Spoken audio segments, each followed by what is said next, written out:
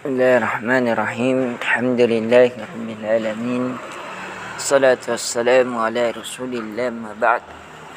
Allahumma anfa'na bima 'allamtana wa 'allimna ma yanfa'una wa zidna 'ilman. Allahumma faqqihna fid din wa 'allimna ta'wil.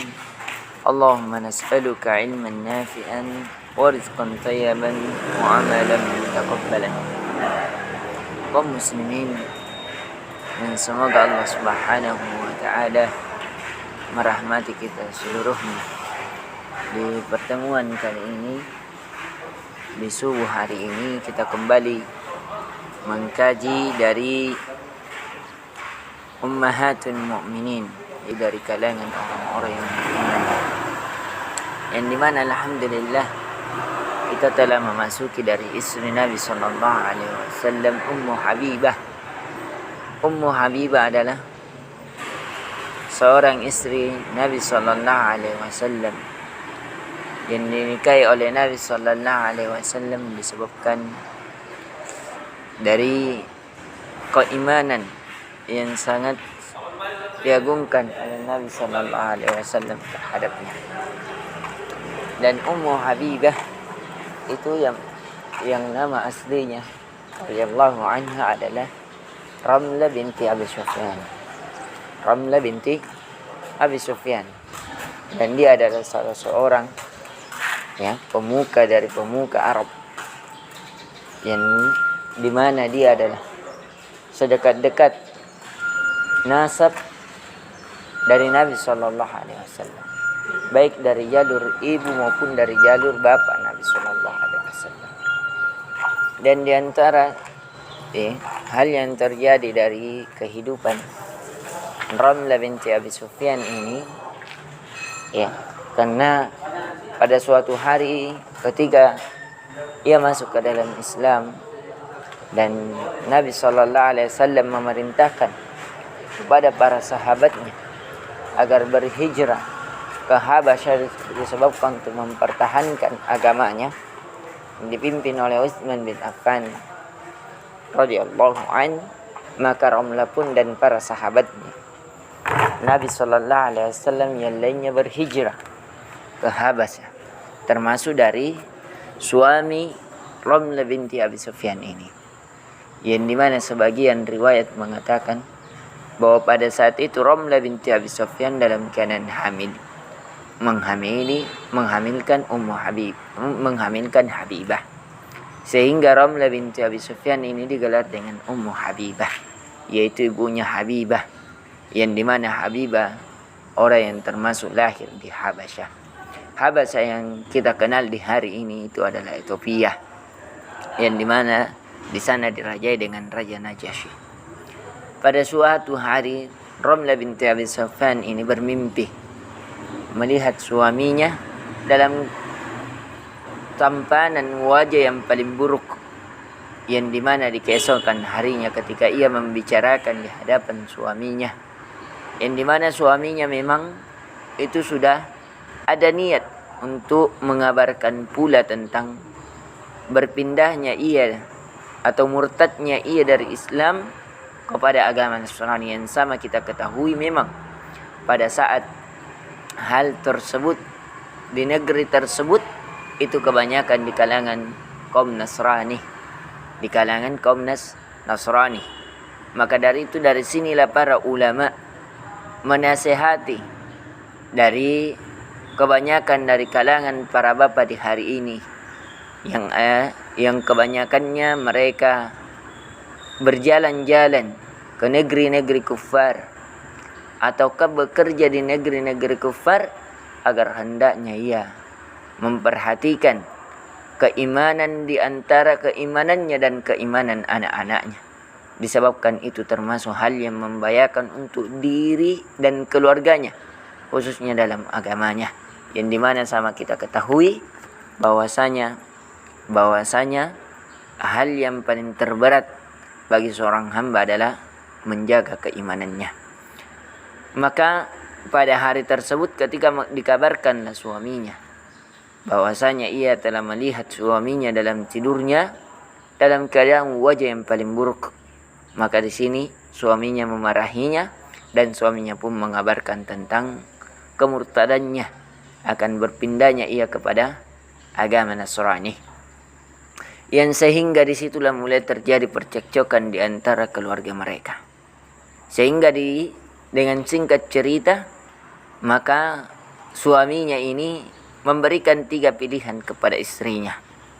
Yang pilihan yang pertama agar ia kembali ke keluarganya Mekah, yang dimana kita sama ketahui pada saat itu di kalangan kaum muslimin itu disiksa disebabkan agamanya dari kalangan kufar Mekah, yang dimana kita sama ketahui bagaimana Bilal disiksa, sehingga pada saat siksaan itu sangat besar kepada kalangan kaum muslimin, sehingga Nabi SAW memerintahkan agar kaum muslimin berhijrah ke Habasyah, sehingga ia menolak.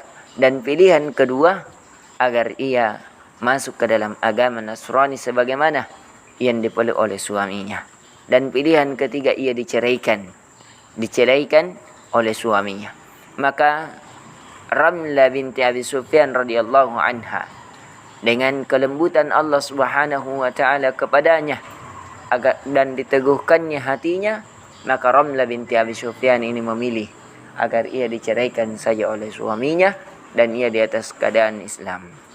Disinilah kita mengambil pelajaran bahwasanya kata para ulama dari hadis Nabi SAW, man taraka syai'an lillah awwadallahu khairan min. Barang siapa meninggalkan sesuatu karena Allah, maka Allah akan menggantikannya dengan hal yang lebih baik. Di sini barulah Nabi SAW mendengarkan kabar bahwasanya Ramlah binti Abi Sufyan itu diceraikan oleh suaminya disebabkan mempertahankan agamanya. Maka Nabi SAW mengirim orang yang paling terdekat nasabnya dengan beliau, yaitu Amr, dan dikirimlah surat Nabi SAW kepada Raja Najasyi, yang dimana pada saat itu Raja Najasyi akhirnya memerintahkan kepada salah satu dari budaknya, yaitu sehingga pada saat itu ketika budak dari Raja Najasyi itu memerintahkan untuk melamarkan atau menyampaikan khidbah Nabi SAW kepadanya, maka ia pun senang dan gembira atas hal itu dan menghadiahkan dari perhiasan yang ada di badannya. Akhirnya disingkat cerita, Nabi SAW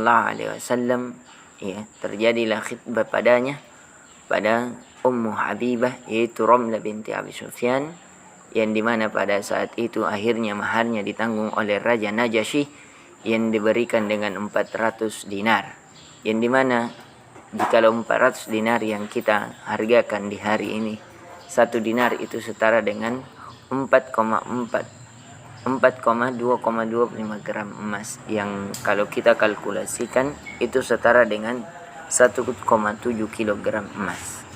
Inilah dari mahar Nabi SAW kepada Ramlah binti Abi Sufyan, yang dibayarkan maharnya oleh Raja Najasyi dengan seberat 1,7 kilogram emas.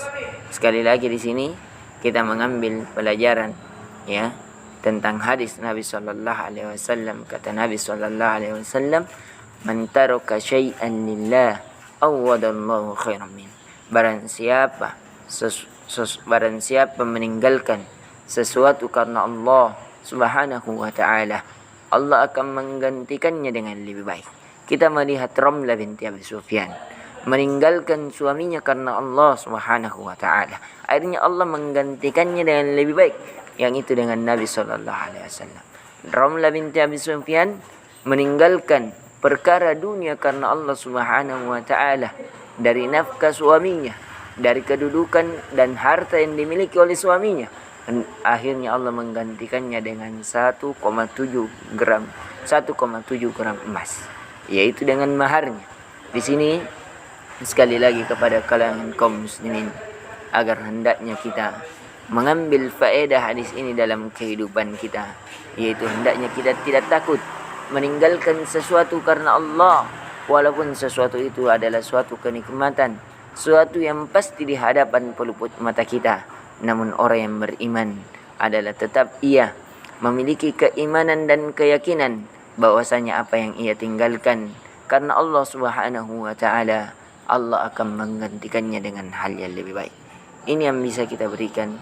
Dan termasuk juga Ramlah radhiyallahu an itu ya lahir 17 tahun 17 tahun sebelum bi'tsah yaitu 17 tahun sebelum, berarti dia berbeda umurnya dengan Nabi sallallahu alaihi wasallam sekitar 8 tahun. Jadi Ramlah binti Abi Sufyan ini dia lahir 17 tahun sebelum bi'tsah. Sedangkan Nabi sallallahu alaihi wasallam itu diutus pada saat umur 40 tahun. Jadi sekitar kurang lebih 23 tahun bedanya antara umurnya dan umur Nabi sallallahu alaihi wasallam. Dan Ummu Habibah ini, Ramlah binti Abi Sufyan, itu wafat, ada yang mengatakan pada saat tahun 44 Hijriyah, ada yang mengatakan 42 Hijriyah, ada yang mengatakan yang selainnya. Ini yang bisa kita berikan. Subhanakallahumma wa bihamdik, asyhadu an la ilaha illa anta, astaghfiruka wa atubu ilaik. Assalamualaikum warahmatullahi wabarakatuh.